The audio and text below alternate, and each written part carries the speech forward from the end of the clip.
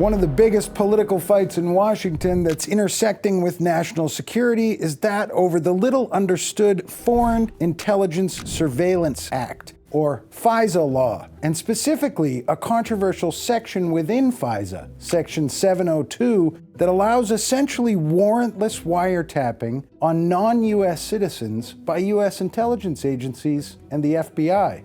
Section 702 expanded U.S. government surveillance capabilities against foreigners in the post-9/11 war on terror. American spy agencies say it's been invaluable, but privacy and civil liberty advocates have long been critical because U.S. citizens had their own communications caught up in the surveillance in a way that allowed federal law enforcement to comb through those communications if they're tied to targeted foreign individuals. Section 702 was slated to expire from law at the end of 2023, but debate over it became so heated on Capitol Hill that lawmakers punted on whether to renew the law, putting in place a temporary extension until April 2024. I'm Guy Taylor, National Security Editor at The Washington Times, and for this edition of the Threat Status Influencers series, we're lucky to be joined by Stewart Baker, a former General Counsel of the National Security Agency, NSA, and a former top policy advisor at the Department of Homeland Security.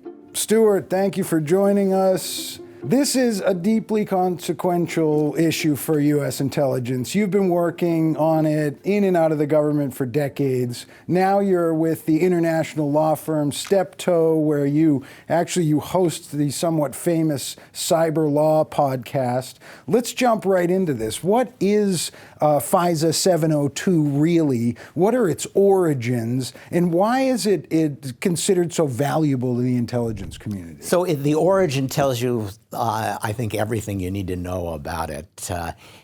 It comes out of what we discovered on September 12th about our intelligence capabilities. 2001. We had been very effectively surveilling foreign intelligence targets who were terrorists, including al-Qaeda terrorists who were involved in planning 9/11. And one of them was in Yemen.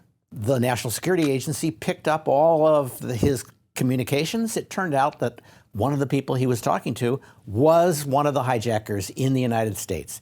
If we had realized that he was having those communications with somebody in the United States, we would have immediately gone looking for that guy. We would have found him. We would never have had 9/11. So it was a remarkable intelligence failure, but it was a predictable one because while we had lots of authority to do, as you say, warrantless surveillance of foreigners outside the United States, we had deliberately said we don't really want to know too much about American communications abroad or people's communications in the United States. We had no good way to collect that information. Because of privacy concerns. Yeah, exactly. And legal concerns. It was hard to persuade the communications companies to give us cooperation without giving them some kind of warrant or piece of paper that said you're authorized to do this. We had to find a way to say, yes, there are certain kinds of communications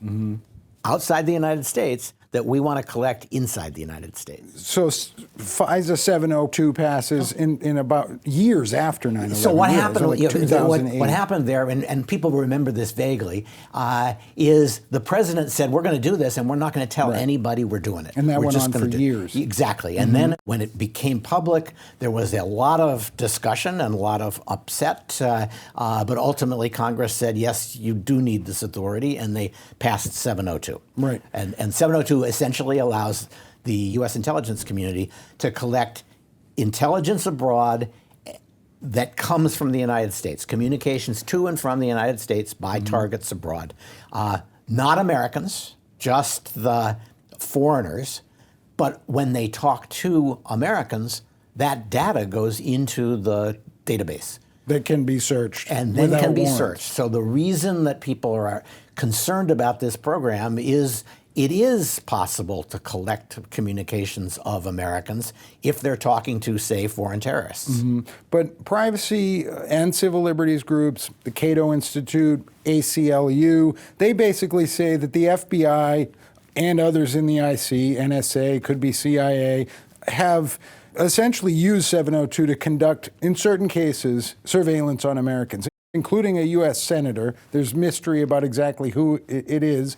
But are those concerns overblown, or has that happened? And are there any kind of measures in place to prevent the use of information on Americans, for instance, from spiraling out into, say, the IRS or another area? So, fair questions. The rules for when the FBI, and this is mostly about the FBI, not about NSA and CIA, for when they can go into the database are complicated, but usually the FBI has to have an open investigation already and have collected these communications on the investigation of the foreigner, and then the database is available to them to go back and check to see what Americans are saying to the targets that they've already identified.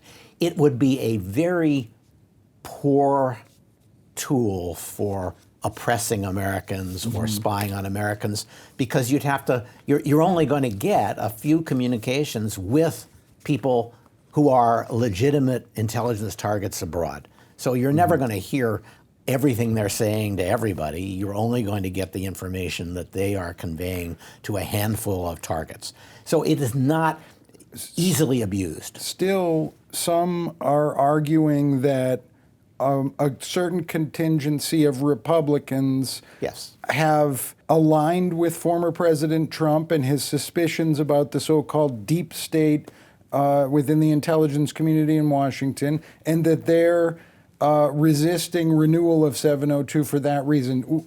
At the same time, people like Jim Jordan, the chairman of the House Judiciary Committee, have proposed and actually pushed through that committee legislation that proposes a fix, which is essentially to require that U.S. intelligence agencies get some kind of a warrant from the secret FISA court if they're going to do searches of communications that involve U.S. citizens that have been swept up in this other warrantless spying on foreigners.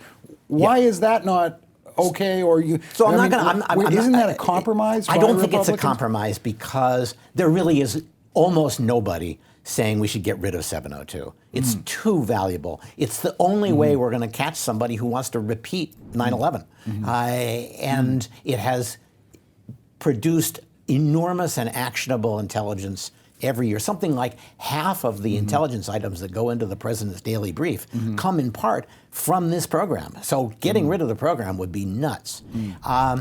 I don't think that Jordan is asking to get rid of the program. He's asking for yes. And so the question is that an appropriate compromise? And look, I am not going to carry water for the FBI. What they did to Carter Page is indefensible. And there have been serious problems with partisan use of intelligence authorities. The question is, what's the best way to stop that? And I've proposed some things that would make it much harder to misuse intelligence. I think that the focus on searches of this database as a way of stopping abuses is just focusing on the wrong problem. Very few people, we heard about all the people who were searched for in the database. And a lot of people, you say, well, that sounds like it would be an abuse. But in most cases, and maybe in almost all of them, the check was, is this person talking to a foreign target, intelligence target? And the answer was no. Well, I'm not going to argue that the FBI is doing something wrong when they say, well, we ought to check to see if these people are doing that, because it would be a big deal if they were. And chances are they aren't. And unfortunately, the rules were set up so that those kinds of just-in-case checks were not consistent with the rules. And the FBI guys did them anyway, and that was wrong, and they've been disciplined, and we've set up procedures for stopping it. But I just don't see this as a part of a much bigger abuse. It was a mistake. Let's look at the contemporary realm of advanced digital communications. The world has changed since this FISA 702 became law. At that time, cell phones had become ubiquitous, but now we're in a place where people are holding in their hands, the vast, vast majority of Americans and people in most parts of the world, computers that are pretty much contain all our data, their entire communications footprint. Is this debate we're having about FISA 702 even relevant, given how much the communications landscape has changed? I think it is, because while there is all that information, understandably, people have gotten much more concerned about when does the government get to look at it and under what circumstances. And no one wants the government to say, well, let's just search everybody's phone to see whether they're talking to foreign terrorists. So the key is, on what basis would you actually search their phone? And to my mind, one of the reasons why you might do that is if you discover that they are actually in touch with foreign terrorists. But you're not going to know that unless you can check the database to see whether somebody who's already a suspect is being communicated with by a particular American. So it looks as if the Senate Intelligence Community Republicans probably would move ahead with rubber stamping a renewal of 702. Nobody's going to do that. Nobody's going to stop it. Nobody's going to rubber stamp it. The House Intelligence Committee produced a bill that doesn't call for a warrant, but has a lot of other restrictions on the FBI and other parts of the intelligence community. Those things are going to pass no matter what. We're going to have a much more constrained use of 702. But the battle lines have been drawn over the warrant requirement that Jim Jordan has proposed, and also a proposal to require a warrant to buy data that is commercially available about Americans.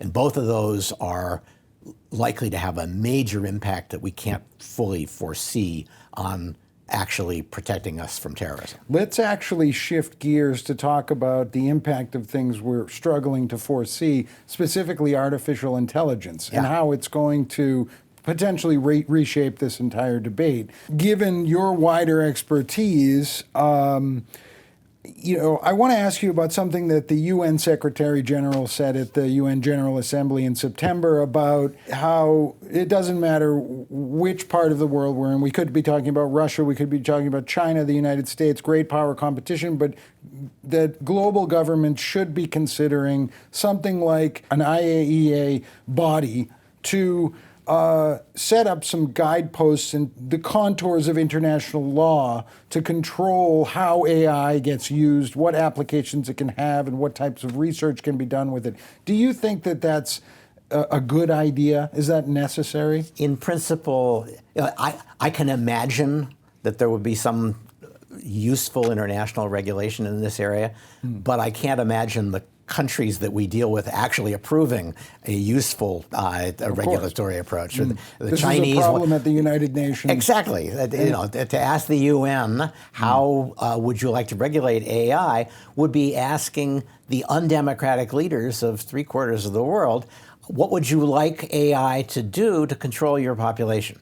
And so I think for Americans, it's just not a good idea to have an international regulation without a lot of careful thought. And even inside the U.S., you're increasing the authority of the U.S. government over the content of AI products. And, we've had now years of federal government agencies going to Silicon Valley and saying, don't let people say this. Don't let them say that. It's all contrary to the narrative of the power of the people in power, and we don't want that to happen. And Silicon Valley has been way too comfortable saying, "Okay, sure, we'll do that." And we saw recently, Google produced a whole bunch of its new AI Gemini product is totally in bed with woke ideology. So I think we want to be careful about having government acquire powers that would allow it to jawbone Silicon Valley into producing content that fits with government narratives. Stewart Baker, totally interesting, very informative. Thank you so much for joining us for this edition of the Threat Status Influencers series. I'm Guy Taylor. Until next time.